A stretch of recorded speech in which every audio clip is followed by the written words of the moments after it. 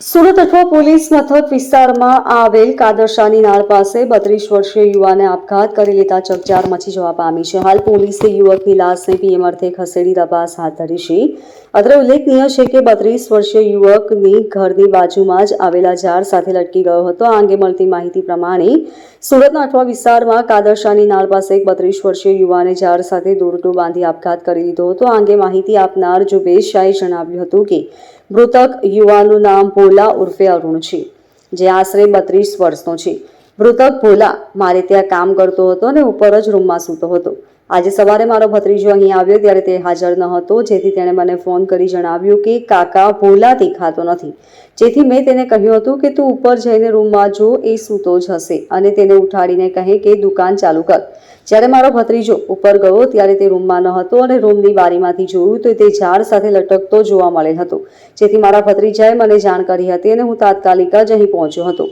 ભોલા ઉર્ફે અરુણે આપઘાત કરી લીધો હોવાની ઘટનાને પગલે અમે તાત્કાલિક જ અઠવા પોલીસને જાણ કરી હતી, જેથી પોલીસની ટીમ ઘટના સ્થળે પહોંચી હતી અને લાશને ઝાડ પરથી નીચે ઉતારી હતી.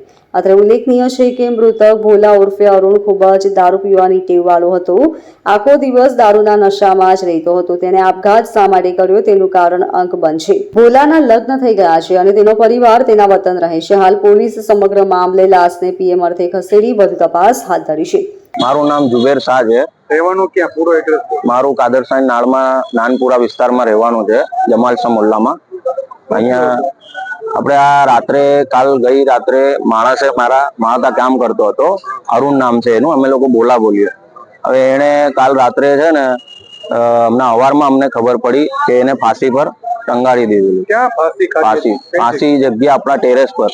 પછી કઈ જગ્યા પર? એટલે કે ઝાડ હતું ને આપણું ટેરેસ હતું. ટેરેસ પર ફાંસી ખાધીને એમ લટકેલો હતો. સવારમાં અમે લોકો આવ્યા અને જોયા, અમે લોકો એકદમ શોકમાં કે આવું કેવું કરી નાખ્યું. કઈ પોલીસ સ્ટેશનને કમ્પ્લેન કરી? અઠવા પોલીસ સ્ટેશનમાં અમે લોકોએ કમ્પ્લેન જાણ કરી હતી તરત જ. આ કેટલા વર્ષની ઉંમર છે ને તમારા ત્યાં? આની લગભગ 30-32 સાલ જેવી ઉંમર છે ને અમારા ત્યાં છેલ્લા 1 વર્ષ સુધી કામ કરતો હતો. પછી હમણાં વચ્ચે દિવાળીમાં ગામ ચાલ્યો ગયેલો. પછી હમણાં પાછો 3 દિવસથી આવેલો. આ દારૂ પીવાની બહુ આદત હતી. આખો દિવસ 2-3 દિવસ દારૂમાં જ પડી રહેતો હતો. દારૂ પીને જિંદગી કાઢતો હતો. એટલે આ તમારા ત્યાં રહેતો કામ કરતો હતો અમારા ત્યાં, અને ઉપર જ રહેતો બી હતો.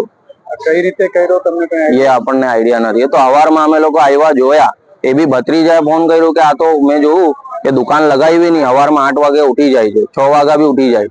તો મેં જોયું કે જા એને જરાક ઉઠાડીને આવો. તો એ જોવા ગયો તો એને દેખાયું કે આ તો ઉપર લટકેલું છે. એટલે તરત જ એને ફોન આવ્યું કે કાકા આ તો એમ થઈ ગયું. એટલે તરત જ અમે લોકો દુકાને પહોંચ્યા. એટલે ત્યારે અમને ખબર પડી કે આવું થયું. હવે ક્યાં હોસ્પિટલ? આ સિવિલ હોસ્પિટલમાં અમે લોકો એને લાવ્યા. શાદી થઈ ગઈ? હા, એના લગ્ન થઈ ગયા છે. એના બૈરી બચ્ચા બધા ગામડે છે. Bureau report, LK star news, Surat.